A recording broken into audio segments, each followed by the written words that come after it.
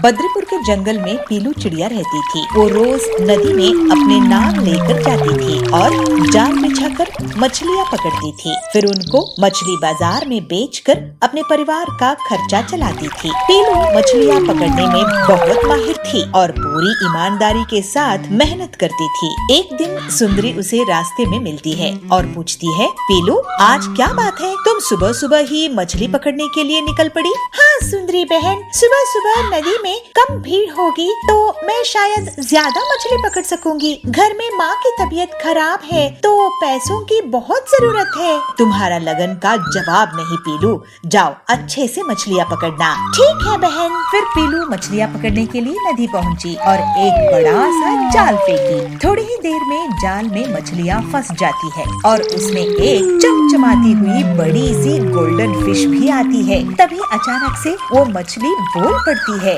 ये दीदी मुझे छोड़ दो, मैं पानी के बाहर मर जाऊंगी, मुझे छोड़ दो। अरे ये क्या, एक मछली बात कर रही है, ऐसा कैसे हो सकता है? मुझे छोड़ दो ना। पीलू आश्चर्यचकित रहती है और सोचती है, मैं इस मछली से बहुत सारे पैसे कमा सकती हूँ, इतना कि मेरा पूरा कर्जा भी चुकता हो जाएगा, माँ का इलाज भी हो जाएगा और मैं नया घर भी खरीद सकूंगी। सुनो गोल्डन मछली, मैं तुम्हें अपने साथ गांव लेकर चलूंगी, वहाँ तुम गांव वालों से बात करोगी। नहीं, मुझे कहीं मत लेकर जाओ, मुझे नदी में ही रहने दो, यही मेरा घर है, मुझे बख्श दो। पीलू उस मछली की भावुकता देखकर खुद भी भावुक हो जाती है। ठीक है बहन, तुम तो सच में बहुत दुखी हो गई हो, मैं तुम्हें ऐसे दुखी नहीं कर सकती। चलो मैं तुम्हें पानी में छोड़ देती हूँ। फिर वो गोल्डन मछली पानी में छलांग लगाते हुए उड़ती हुई चली जाती है और कहती है, थैंक यू पीलू। इसके बाद पीलू बाकी की मछलियों को बाजार में ले आती है। क्या आप जानते हैं हरिया काका, सुंदरी बहन, बबली दीदी, कि मैं आज जब मछलियाँ पकड़ रही थी तब मुझे एक गोल्डन मछली मिली। तो वो कहाँ है पीलू? उसको मैंने वापस नदी में छोड़ दी, फिर वो उड़ती हुई चली गई, रो रही थी बेचारी। क्यों मजाक कर रही हो पीलू, ऐसी कोई मछली नहीं होती है। सभी उस पर हंसने लगे। अगले दिन पीलू फिर से मछली पकड़ने के लिए जाने लगी। उसको देखकर सुंदरी और बाकी के पक्षी उसका मजाक उड़ाने लगे। आज पीलू उड़ने वाला ऑक्टोपस लेकर आएगी। हो सकता है इसे उड़ने वाली शार्क भी मिल जाए नदी में। पीलू उनकी बातों का बुरा नहीं मानती है और अपने काम के लिए निकल पड़ती है। जैसे ही पीलू नदी में जाल फेंकती है तभी अचानक से काले बादल छा जाते हैं और जोर से बारिश होने लगती है। नदी में अचानक से पानी बढ़ जाता है और उसकी नाव पलट जाती है। बचाओ, कोई मुझे बचाओ, अगर मैं डूब गई तो मेरी माँ का ख्याल कौन रखेगा? बचाओ। पीलू डूबने ही वाली थी कि उसके पास गोल्डन मछली आ जाती है। पीलू आप चिंता मत करो, मैं आपको बचाऊंगी, जल्द से मेरी पीठ पर चढ़ो। पीलू उस मछली को देखकर थोड़ी सी डर जाती है लेकिन फिर उस पर चढ़ जाती है। जैसे ही पीलू मछली के ऊपर बैठती है वो मछली अपने पंख फैलाकर उड़ने लगती है। अरे गोल्डन मछली बहन, तुम तो वाकई में कमाल की हो, तुम उड़ रहे हैं, मुझे ये विश्वास ही नहीं हो रहा है। तुमने मेरी जान बख्शी थी पीलू बहन, इसलिए मैं तुम्हें आज बचा रही हूँ, तुम बहुत दयालु हो। फिर वो गोल्डन मछली पीलू को किनारे लेकर आ जाती है। उड़ने वाली मछली को देखकर सभी हैरान रह जाते हैं। अरे ये क्या, पीलू सच बोल रही थी, ये उड़ने वाली मछली ही है। गोल्डन मछली तुम्हारा बहुत बहुत धन्यवाद। नहीं पीलू, धन्यवाद की जरूरत नहीं है, तुम्हें मेरी जब भी मदद लगेगी मैं आ जाऊंगी। फिर वो मछली वापस से पानी में चली गई और आगे भी पीलू और उसकी दोस्ती कायम रहती है। एक गांव में पिंकी नाम की लड़की अपनी माँ बाप के साथ रहती थी। पिंकी बहुत सयानी थी, जो कुछ देखती थी उसको अपने पेंसिल से अपनी किताबों में चित्र बनाती थी। पिंकी की इस आदत को माँ बाप की प्रोत्साहन भी था। पिंकी कक्षा दूसरी में पढ़ती थी। एक दिन उसने अपनी किताब में रेलगाड़ी देखी। रेलगाड़ी तो बहुत लंबी होती है, उसको कहाँ पर चित्र बनाए, ये पिंकी की समस्या थी। पिंकी घर आई। माँ, मुझे रेलगाड़ी की चित्र बनाना है, मैं कहाँ बनाऊँ? अरे पिंकी, वो क्या बड़ी बात है, अपनी किताब में बनाओ। अरे माँ, आप तो इतना भी नहीं समझती हो, किताब तो छोटी पड़ेगी। अरे मुझे तंग मत करो, अपने पिताजी से जाके पूछो, मैं खाना पका रही हूँ ना। पिताजी, मैं रेलगाड़ी की चित्र बनाना चाहती हूँ, कहाँ बनाऊँ? पिंकी के पिता ऑफिस की हिसाब किताब कर रहे थे तो चिढ़ के बोलते हैं, अरे पिंकी बेटा, मुझे तंग मत करो, जाओ ना अपनी स्कूल की कोई भी किताब में बना ले। अरे पापा, आपको इतना भी नहीं पता, किताब में रेलगाड़ी की चित्र नहीं बना सकते क्योंकि वो तो बहुत लंबी होती है। तो तभी वहाँ पे पिंकी की दादी बैठी थी। तो दादी को पिंकी की बात सुन के बहुत हंसी आती है और पिंकी को बुला के बोलती है, अरे पिंकी बेटा, इतनी क्यों चिंता कर रही है, ये भी कोई समस्या है, जाओ ना स्कूल की दीवार पे बना दो। दादी की बात पिंकी को बहुत अच्छा लगता है और सोचती है दीवार तो इतनी लंबी इतनी चौड़ी होती है तो रेलगाड़ी तो समा ही जाएगी। तब पिंकी खा के अपना होमवर्क करके सो जाती है और सुबह पिताजी से कहती है, पिताजी, आज ना मुझे कलर चॉकपीस की एक पूरी डब्बा चाहिए। पिताजी हंसते हुए बोलते हैं, अरे पिंकी बेटा, क्यों, तुम्हें आज स्कूल में बांटना है क्या? अरे पिताजी नहीं, मुझे रेलगाड़ी की चित्र बनानी है स्कूल की दीवार पर। दिला तो दूंगा, लेकिन घर तक कंप्लेंट नहीं आनी चाहिए, ठीक है? अरे चित्र बनाने से कोई कंप्लेंट करेंगे? बिल्कुल नहीं आएगी, आप चिंता मत करो। तो पिंकी के पापा उसको कलर पेंसिल की डब्बा दिला देते हैं। पिंकी कूदते नाचते स्कूल पहुंच जाती है। पिंकी अपनी रेलगाड़ी की पहली यात्रा याद करती है जो अपने पापा मम्मी के साथ उसने किया था। पिंकी चौक उठाई और फिर क्या था, दीवार पर रेलगाड़ी का इंजन बना दिया। अरे इंजन तो बहुत सुंदर बना है, इसको अब डिब्बे जोड़ते हैं। तो फिर दूसरी कलर चौक लेके उसमें पहला डब्बा जोड़ दिया, दूसरा डब्बा जोड़ दिया। ऐसे जुड़ते जुड़ते गए, सारे डिब्बे जुड़ गए। जब अपनी चौक पेंसिल खत्म हुई तो पिंकी उठ के देखती है स्कूल की आधी दीवार पर तो रेलगाड़ी बन चुकी थी और पिंकी की क्लास के सारे बच्चे तालियां बजा के पिंकी की कला को सराह रहे थे। अरे पिंकी, तेरी गाड़ी तो बहुत सुंदर बनी है। पिंकी, तुम्हारे रेल में मुझे भी जगह मिलेगी? अरे क्यों नहीं, हम सारे मिलके इस रेलगाड़ी में जाएंगे। फिर क्या हुआ, रेलगाड़ी दिल्ली गई, मुंबई गई, अमेरिका गई, नानी के घर गई और दादाजी के घर भी गई। बच्चों की ख्यालातों में रेल की गाड़ी ऐसे ही लंबे सैर करती रही। तभी क्लास टीचर क्लासरूम में आते हैं और सभी बच्चों की मुस्कुराहट देखते हुए कहते हैं, अरे बच्चों, इतने खुश हो, क्या बात है? तो दौड़ के पिंकी सामने आती है और अपनी बनाई हुई रेलगाड़ी दिखाती है। तब टीचर अपने मन में ये सोचते हैं, बच्चों के मनोबल को बढ़ाई, कल के भविष्य का निर्माण आज से ही होने दे। यह सोच के टीचर ने पिंकी को बिना डांटे बहुत शाबाशी देते हैं और कहते हैं, पिंकी, आपकी ड्राइंग तो बहुत सुंदर है, लेकिन आप दीवार पे प्रैक्टिस करने के बजाय अगर आपके घर में जाके कोई भी कॉपी में प्रैक्टिस कर लेते तो और भी सुंदर निकल आता। सर, मुझे ना ये लगा कि ट्रेन पुस्तक में काफी नहीं होगा। कोई बात नहीं, मैं आपको सिखा दूंगा। इस बात से पिंकी बहुत खुश होती है और टीचर पिंकी की कॉपी में एक अच्छे से सुंदर से रेलगाड़ी बना देते हैं। सर्दियों का मौसम चल रहा था। पीहू हिरन और चुनू बालू की स्कूल की भी छुट्टियां पड़ गई थी। वो दोनों दिन भर खेलते ही रहते थे। उनके साथ उनकी सोसाइटी के बच्चे भी खेलते रहते थे। एक दिन जब वो बाहर से खेलकर घर में आए तो उन्होंने देखा कि उनके मम्मी पापा कपड़ों को बैग में पैक कर रहे हैं। तो इस पर दोनों को उत्सुकता हुई, इसलिए दोनों ने एक साथ पूछा, मम्मी पापा हम कहीं जा रहे हैं क्या?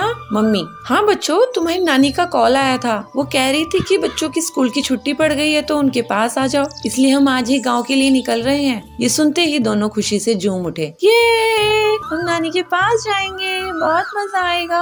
दोनों ने जल्दी जल्दी से अपना अपना बैग पैक किया और ट्रेन को पकड़कर नानी के गांव आ गए। वो जैसे ही नानी के घर पहुंचते हैं वैसे ही नानी बाहर निकल कर आती है और पीहू और चुन्नू को गले से लगा लेती है। अरे मेरे बच्चों, आ जाओ आ जाओ। अरे कितने बड़े हो गए हो तुम तो। आ जाओ, चलो अंदर चलो, तुम्हारे मौसा मौसी मामा मामी इंतजार कर रहे हैं। चलो चलो। वो जैसे ही घर के अंदर आते हैं वैसे ही पीहू और चुन्नू के मामा मामी और मौसा मौसी उनकी खातिरदारी में लग जाते हैं। अरे मेरे बच्चों, कैसे हो तुम? पिछली बार आए थे तो कितने छोटे थे, अब देखो कितने बड़े हो गए हो। देख पीहू, तेरी मौसी तेरे लिए क्या लाई है। ये तो मेरी फेवरेट चॉकलेट है। थैंक यू मौसी। पीहू और चुन्नू को भी बहुत अच्छा लग रहा था। उन्होंने सबको नमस्ते की। कुछ देर बाद वो अपने खेत पर पहुँचते हैं जहाँ गन्ने की फसल लगी हुई थी। मामा जी, मुझे गन्ना खाना है, एक गन्ना दो ना।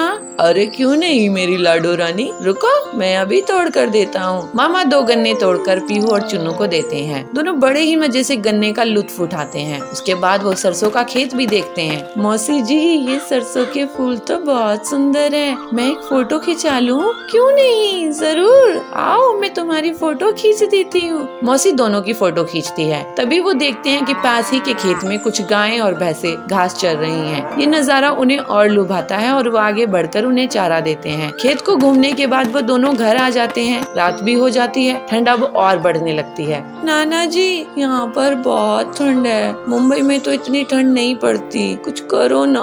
क्योंकि बच्चों, वहाँ पर खेत खलियान और पेड़ पौधे इतने नहीं हैं जितने यहाँ हैं, इसलिए यहाँ ठंड भी ज्यादा पड़ती है। पर तुम चिंता मत करो, मैं अभी आग जला देता हूँ। नाना जी लकड़ियों को इकट्ठा कर उन्हें जला देते हैं। तभी लाइट भी चली जाती है। ओ, अब लाइट भी चली गई नानी जी, पूरे घर में तो अंधेरा छा गया है, अब क्या करेंगे?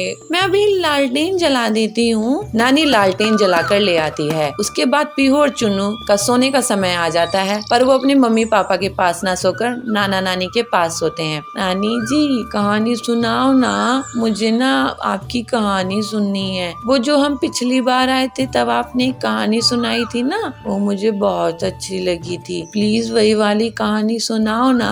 कौन सी वाली बेटी, मुझे याद नहीं है, तुम बताओ तो मैं सुना दूं। वही नानी, वही वो कौवे वाली, वो प्यासे कौवे वाली जो आपने सुनाई थी। ओहो, वो वाली कहानी सुननी है तुम्हें? अजी तुम ही सुना दो ना इन्हें। अरे तुम ही सुना दो भाग्यवान। नानी कहानी सुनाना शुरू करती है। दोनों नाना नानी के बीच लेटे हुए थे और कहानी का लुत्फ उठा रहे थे। कहानी सुनते सुनते दोनों गहरी नींद में चले जाते हैं और सो जाते हैं।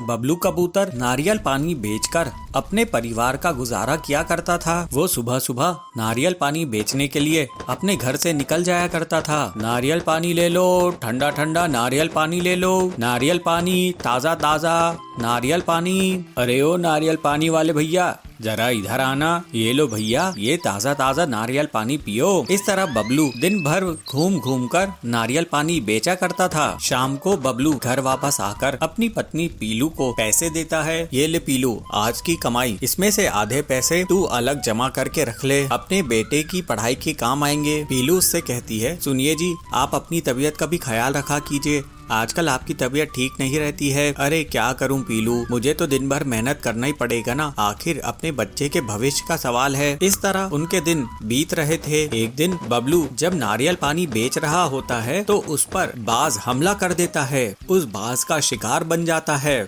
सुंदरी ये सब दूर बैठकर देख रही थी। सुंदरी पीलू के पास जाती है और उसे पूरी बात बताती है। पीलू, बहुत दुख की बात है, बबलू बाज का शिकार बन गया। ये सुनकर पीलू जोर जोर से रोने लगती है। ये आप क्या कह रही हो सुंदरी काकी, उस बाज की आखिर मेरे पति से क्या दुश्मनी थी? कई दिनों तक पीलू बबलू की याद में दुखी रहती है। एक दिन उसका बेटा उसके पास आकर कहता है, माँ इतने दिन हो गए तुम सिर्फ रो रही हो, तुम कुछ खा पी भी नहीं रही हो, अगर तुम्हें कुछ हो गया तो जरा जरा सोचो मेरा क्या होगा, इसलिए कुछ खा लो, अपने लिए नहीं तो मेरे लिए ही कुछ खा लो। इस तरह से पीलू चिड़िया अपनी जिंदगी की एक नई शुरुआत करती है। एक दिन पीलू अपने बेटे से कहती है, बेटा तू घर में ही रहना और थोड़ा अपना ख्याल रखना, मैं नारियल पानी बेचने के लिए जा रही हूँ। माँ, मैं भी तुम्हारे साथ नारियल पानी बेचने के लिए चलूंगा, मैं तुम्हें अकेला नहीं जाने दे सकता। पीलू कहती है, नहीं बेटा, मैं तुझे अपने साथ लेकर नहीं जा सकती। पीलू किसी तरह अपने बेटे को समझाती है और फिर नारियल पानी बेचने के लिए निकल जाती है। पीलू नदी के किनारे नारियल पानी बेचने लग जाती है। नारियल पानी ले लो, ताज़ा ताज़ा नारियल पानी, ठंडा ठंडा नारियल पानी। पीलू की दुकान के बगल में कालू कौवे की दुकान रहती है। वो वहाँ पर कोल्ड ड्रिंक्स बेचा करता था। कालू उससे कहता है, अरे पीलू, तू यहाँ पर क्या नारियल पानी बेच रही है? यहाँ पर मेरी कोल्ड ड्रिंक्स की दुकान है। आजकल जंगल के पक्षी कोल्ड ड्रिंक्स पीते हैं, तू कहीं और जाके अपनी दुकान लगा। पीलू कहती है, ठीक है कालू भैया, मैं कहीं और जाकर अपने नारियल पानी की दुकान लगाती हूँ। कालू सही कह रहा था। पीलू दिन भर बैठी रहती थी, लेकिन उसका नारियल पानी नहीं बिकता था। इस तरह कई दिन बीत जाते हैं। ज्यादा कोल्ड ड्रिंक पीने के कारण सभी पक्षियों की तबीयत बिगड़ने लगती है। जंगल का डॉक्टर उन्हें कहता है, अरे जी, आप लोग जो कोल्ड ड्रिंक पी रहे हैं उसी की वजह से आप लोगों की तबीयत इतनी खराब होती जा रही है। अगर आप लोगों को अपनी तबीयत ठीक रखनी है तो ये कोल्ड ड्रिंक बंद करके ताज़ा ताज़ा नारियल पानी पिया करो। पीलू चिड़िया अपने नारियलों के साथ उदास बैठी हुई थी। वो सोच रही थी कि अब आगे उसका क्या होगा। तभी वहाँ पर जंगल के सारे पक्षी आ जाते हैं। अरे पीलू चिड़िया, हम आज से तुम्हारे से ही नारियल पानी खरीद कर पिया करेंगे। हम आज से कोल्ड ड्रिंक बिल्कुल बंद कर देंगे। अब तुम हम सबको ये ताज़ा ताज़ा मीठा नारियल पानी दो, और हाँ, मलाई अलग से निकाल कर देना। पीलू कहती है, जी बिल्कुल, मैं आप लोगों को ये स्वादिष्ट नारियल पानी दूंगी। इससे आप सबका स्वास्थ्य भी अच्छा रहेगा। इस तरह से पीलू और मेहनत करके ज्यादा से ज्यादा नारियल पानी बेचने लगती है और उससे उसकी बहुत बढ़िया कमाई हो जाती है। अब वो अपनी बेटी को अच्छा जीवन देती है। इस तरह पीलू अब खुशी खुशी रहने लगती है। हीरापुर के जंगल में पीलू अपने पति बबलू के साथ रहती थी। वो दोनों पति पत्नी पंक्चर बनाते थे। ऐसे ही एक दिन टिल्लू उनकी दुकान में पंक्चर बनवाने के लिए आया। अरे मैडम, आप पंक्चर बना रही हैं? हाँ भाई साहब, मैं औरत हूँ तो क्या पंक्चर नहीं बना सकती?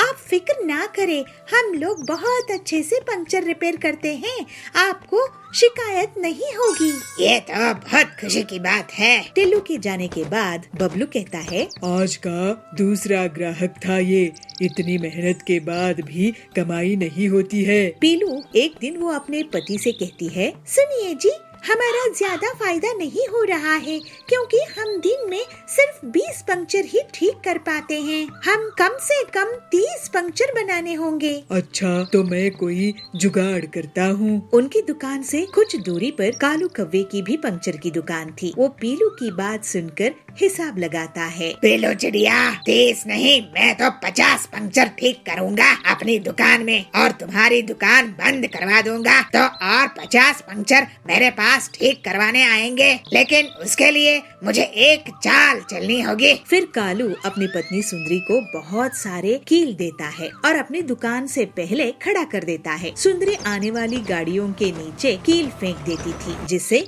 गाड़ियाँ पंक्चर हो जाती थी और फिर सुंदरी और कालू उनको अपनी दुकान में ले आते थे। इस तरह से वे लोग बहुत पैसे कमाने लगे। अरे, आपने देखा कि कालू कैसे लोगों की गाड़ियाँ पंक्चर करके उन्हें ठीक करता है और पैसे कमा रहा है। हाँ, ये बहुत गलत कर रहा है, एक दिन बहुत पछताएगा। लेकिन पीलू और बबलू के पास ग्राहक बहुत कम हो जाते हैं। इस बीच पीलू भाभी, ये देखो, मैं आप लोगों के लिए क्या लाया हूँ। ये है ऑटोमेटिक पंक्चर बनाने की मशीन।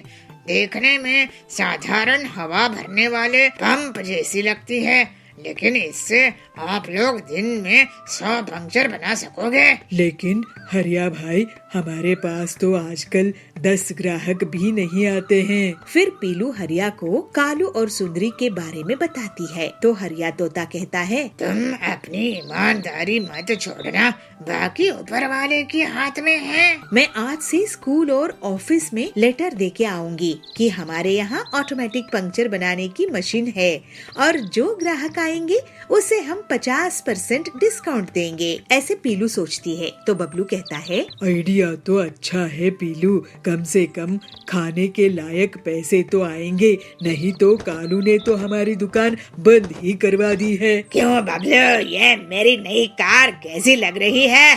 सुनो, दुकान बंद करके तुम मेरे नए घर आना।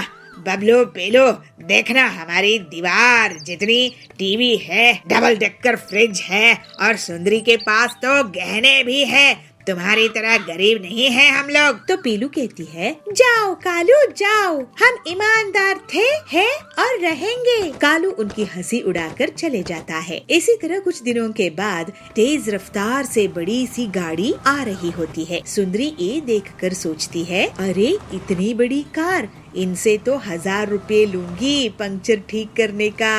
और वो कार के नीचे कील फेंक देती है। कार डगमगाते हुए रुक जाती है। जैसे ही कालू और सुंदरी उसके पास जाते हैं, उसके अंदर से डाकू निकलते हैं। मैंने देखा कि तूने हमारी गाड़ी की पंक्चर की थी। डाकुओं से चोरी, अभी हम तुम्हारा घर लूटेंगे। फिर वो डाकू कालू के घर से रुपये, गहने और फिर कालू की कार चुराकर भाग जाते हैं। हाय, हम लुट गए, बर्बाद हो गए। सारी चोरी की कमाई चोरी हो गई। अब आगे से कसम खाते हैं ऐसा नहीं करेंगे। कालू कसम खाता है। तो पीलू कहती है, हमारी दुकान बंद करने चले थे, खुद ही दुकान लूट बैठे।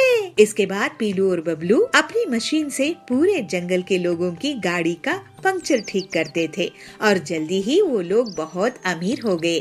फिर दोनों पति पत्नी खुशी खुशी ईमानदारी से रहने लगे।